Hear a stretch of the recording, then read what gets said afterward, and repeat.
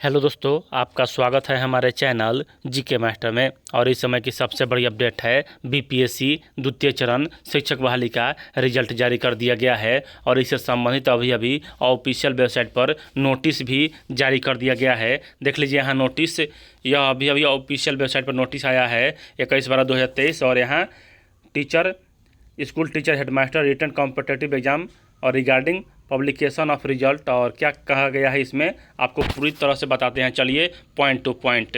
और रिजल्ट यहाँ विज्ञापन संख्या 27/2023 अध्यापक नियुक्ति प्रतियोगिता परीक्षा, विज्ञापन संख्या 27/2023 विद्यालयाध्यापक नियुक्ति प्रतियोगिता परीक्षा का परीक्षाफल इस शर्त के साथ प्रकाशित है कि प्रकाशन के बाद प्रशासनिक विभाग के द्वारा नियुक्ति हेतु काउंसलिंग के समय ऑनलाइन आवेदन करते समय समर्पित वांछित शैक्षणिक एवं शैक्षणिक अर्हता संबंधी प्रमाण पत्रों की जांच उनके मूल प्रति से की जाएगी, जिसमें असफल होने पर उनकी पात्रता एवं परीक्षाफल दोनों ही स्वतः रद्द समझी जाएगी। देख लीजिए यहाँ क्या कहा जा रहा है, ध्यान दीजिएगा कि यह जो रिजल्ट है वह इस साथ के साथ परीक्षाफल इस साथ के मतलब कि इस शर्त के साथ प्रकाशित किया जाता है कि मतलब कि आप जो ऑनलाइन आवेदन भरे हैं उससे मिलान होगा, उसके बाद ही मतलब कि आपका आगे का प्रोसेस होगा। इसलिए आवश्यक है कि अभ्यर्थी द्वारा ऑनलाइन फॉर्म भरते समय अपलोड किए गए कागजात व दस्तावेज को डाउनलोड कर सत्यापन के समय सक्षम प्राधिकार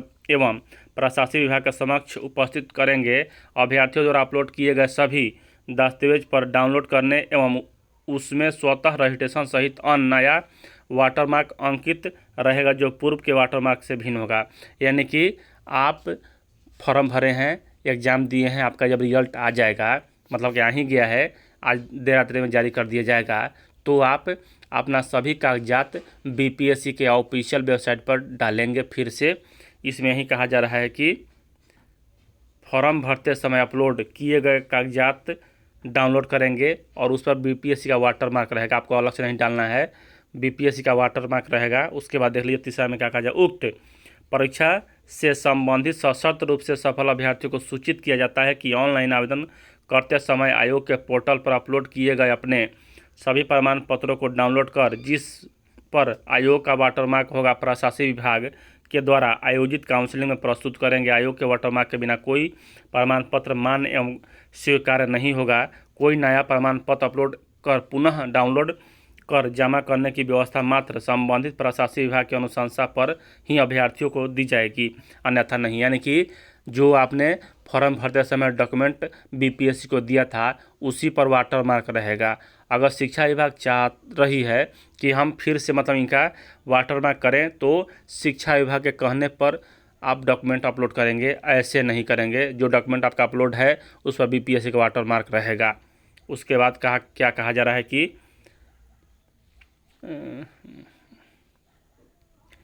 अभ्यर्थियों के स्वास्थ्य दिव्यांगता आरक्षण से संबंधित प्रमाण पत्रों की जांच प्रशासनिक विभाग द्वारा कराई जाएगी। सभी दिव्यांग अभ्यर्थी की दिव्यांगता की जांच अनिवार्य रूप से सक्षम मेडिकल हॉस्पिटल आईएमएस और दिव्यांगता का लाभ लिए बिना ही गुणागुण के आधार पर क्यों नहीं सफल घोषित किया जाता है। इसलिए आवश्यक है कि उन्हें दिव्यांगता के आधार पर सफल के अतिरिक्त लाभ दिया जाए। जांच के क्रम में अगर पाया जाता है कि उनके दिव्यांगता का दावा नहीं सही नहीं है या सरकार द्वारा निर्धारित मानक के से कम दिव्यांगता पाए जाने एवं पात्रता स्थापित नहीं होने की स्थिति में ऐसे अभ्यर्थियों को कदाचार की श्रेणी में मानते हुए उनका परीक्षाफल स्वतः रद्द समझा जाएगा और दोषी मानते हुए आगे की कार्रवाई किया जाएगा। उसके बाद यहाँ क्या कहा जाए कि अर्हता एवं कट ऑफ।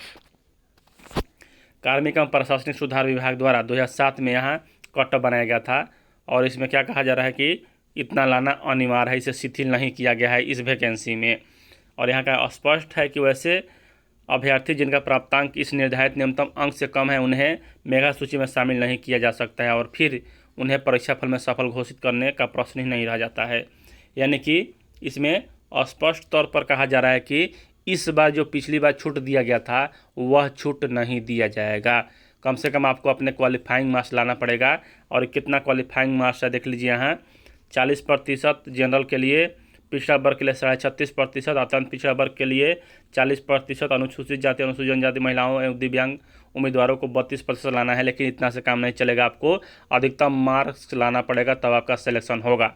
उसके बाद देख लीजिए यहाँ ध्यात तो है कि आरक्षण नियमानुसार मेगा क्रम में सर्वप्रथम अनारक्षित कोटि की रिक्ति भरी जाती है। अतः यदि अनारक्षित कोटि की रिक्ति अधिक हो और आरक्षित कोटि के योग्य अभ्यर्थियों की संख्या कम हो तो संभव है कि सभी आरक्षित कोटि के योग्य अभ्यर्थी अनारक्षित कोटि की रिक्ति के विरुद्ध सफल घोषित हो जाते हैं। यानी कि मान के चलिए कि यहाँ 100 सीट है और 10 सीट यहाँ आरक्षण का है और यहाँ जनरल का 100 सीट है, 110 सीट पूरा मिलाकर हुआ, तो यह भी चले जाएंगे जनरल में ही। उस समय इनका मतलब कि आरक्षण का लाभ नहीं दे होगा।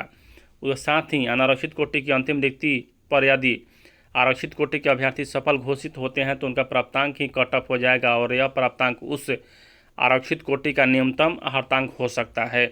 उसके बाद देखिए यहाँ क्या कहा जा रहा है कि यह भी ध्यात हो है कि उपरोक्त विशेष परिस्थिति में अनारक्षित कोटि का कट ऑफ वस्तुतः आरक्षित कोटि के न्यूनतम अर्हतांक होने का सब है। और मेगा का टाई ब्रेकर कैसे मतलब उपयोग किया जा रहा है यह भी देख लीजिए। लिखित परीक्षा के कुल प्राप्तांक परंतु भाषा के क्वालिफाइंग होने के कारण इसके प्राप्तांक को छोड़कर 88 से 120 प्रश्नों के पात्रांक के आधार पर आयोग द्वारा सफल अभ्यर्थियों की औपचारिक मेधा सूची तैयार की गई है। अब देखिए यहाँ उपरोक्त कुल प्राप्तांक समान होने की स्थिति में चयनित विषय मुख्य खंड भाग 3 अर्थात अंतिम 80 प्रश्नों के प्राप्तांक का उपयोग प्रथम ट्राई ब्रेकर में किया जाएगा, परंतु कक्षा 1 to 5 हेतु लिखित परीक्षा वस्तुनिष्ठ में भाग 3 नहीं रहने के कारण इसका कोई ट्राई ब्रेकर नहीं रहेगा। आप बताइए इनका कैसे होगा। चलिए जो भी हो, ट्राई ब्रेकर 1 के बाद समान अंक होने की स्थिति में द्वितीय ट्राई ब्रेकर 2 के भाषा के प्राप्तांक तथा उपयोग कक्षा 1 to 5 के अध्यापक के लिए किया जाएगा। अब देखिए यहाँ परंतु अन्य कक्षाओं के अध्यापक में भाषा गैर हिंदी भाषियों के लिए पाठ्यक्रम अलग से होगा। अब देखिए यहाँ क्या कहा जा रहा है कि ट्राई ब्रेकर का ही नियम दिया हुआ है। अब यहाँ अन्य महत्वपूर्ण प्रावधान एवं शर्त माननीय सर्वोच्च न्यायालय के सिविल रेट संख्या इतना NIOS DL के बारे में दिया हुआ है कि उसके बाद न्यायिक प्रदेश के द्वारा खुला एवं दूरस्थ शिक्षा के माध्यम से प्राथमिक के मान्यता समाप्त की गई है। इनका शायद रिजल्ट नहीं होगा इसमें। ध्यात तो है कि बिहार राज्य विद्यालय अध्यापक नियुक्ति अनुशासनिक कार्रवाई एवं सेवाशर्त नियमावली 2023 की कनिकता 2 की उपकनिकता यहाँ इतना में यह प्रावधान है कि शिक्षण में यदि उपाधि मान्यता बिंदु पर अथवा किसी उपाधि विशेषता के समतुल पर किसी विवाद हो तो NCTE के परामर्श से आगे काम होगा। और फिर भी यदि इससे संबंधित किसी अन्य मामले में सर्वोच्च न्यायालय अथवा सक्षम न्यायालय का आदेश आता है तो इसका फलाफल प्रभावित होगा। तो यानी सबसे बड़ी बात है यहाँ कि रिजल्ट जारी कर ही दिया गया है, आज रात्रि में जारी कर दिया जाएगा। अब यहाँ नोटिस क्या कह रहा है कि important notice school teacher headmaster written competitive exam regarding publication of result और 27/2023 यानी कि आज कल में रिजल्ट जारी कर दिया जाएगा। जैसे कोई अनुसूचना आता है सबसे पहले आप तक पहुंचेगा। चैनल को जरूर सब्सक्राइब कीजिएगा। पल पल की अपडेट आपको सबसे पहले उपलब्ध कराया जाता है, कभी भी कहीं भी किसी वक्त हर समय। चलिए इस वीडियो में इतना ही, मिलते हैं नेक्स्ट अपडेट के साथ, तब तक के लिए धन्यवाद।